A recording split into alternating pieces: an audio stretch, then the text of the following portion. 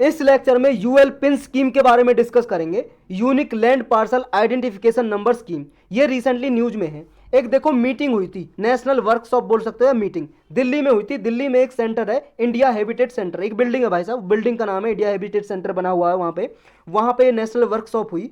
किस पे? Digital India land record modernisation programme, इस नाम से हुई, जिसका नाम भूमि संवाद भी है।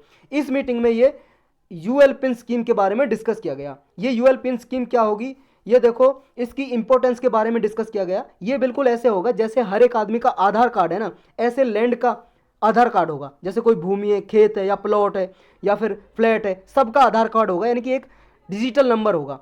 इसी तरह से जैसे आधार कार्ड होता है, यानी कि यूनिक सिस्टम होगा, यूनिक आईडी होगी हर एक लैंड का, और जियो कोऑर्डिनेट किया जाएगा, मतलब जीपीएस के जरिए देखा जाएगा कि कौन सी लैंड कहाँ पे है, कितनी डिग्री पे है, लैटिट्यूड लॉन्गिट्यूड के द्वारा, और हर एक आदमी की ओनरशिप दी जाएगी लैंड की।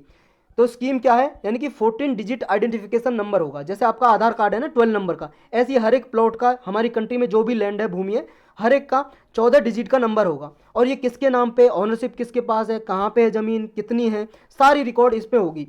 तो आधार फॉर लैंड, एक तरह से आधार फॉर लैंड होगा, जैसे इंडिविजुअल का होता है।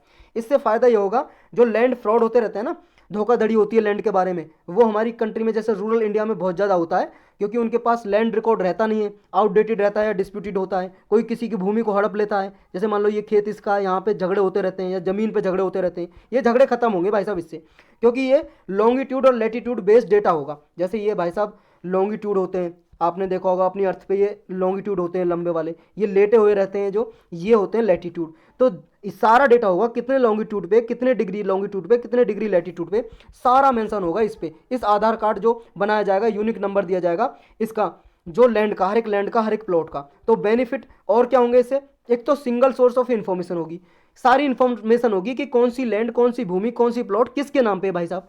और इससे आसानी से ये भी आइडेंटिफाई किया जा सकेगा कि गवर्नमेंट ओनरशिप किस किस के पास है, मतलब गवर्नमेंट लैंड कहाँ कहाँ पे है। और जो डूबियस ओनरशिप होती है, मतलब धोखाधड़ी से अपने नाम पे ज़मीन करा लेते हैं, ये भी नहीं हो पाएंगी अब। ये डूबियस ओनरशिप, यानी कि गवर्नमेंट की लैंड आसानी से ढूंढी जा सकती है।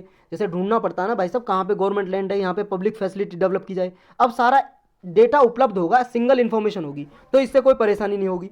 दूसरा, जो land from SEBI, land transaction के से, जो सेबी ट्रांजैक्शन होती है ना, इनसे प्रोटेक्ट किया जा सकेगा। जैसे कभी कभी ऐसा होता है भाई साहब, जैसे मान लो ये लैंड है किसी की, खाली पड़ी हुई है, आदमी कहीं और पे रहता है, तो जो प्रॉपर्टी डीलर होते हैं ना, अपने नाम पे रख के किसी और को बेच देते हैं। बाद में पता चलता है ये तो भाई साहब इसके नाम पे थी नहीं, किसी और लैंड की दे दी, और वो बंदा फिर यहाँ पे आता, अपनी लैंड छीन लेता है। तो ऐसे जो डिस्प्यूट होते हैं ना, झगड़े विवाद, ऐसे धोखाधड़ी, फ्रॉड, ये सब बंद हो जाएंगे अब।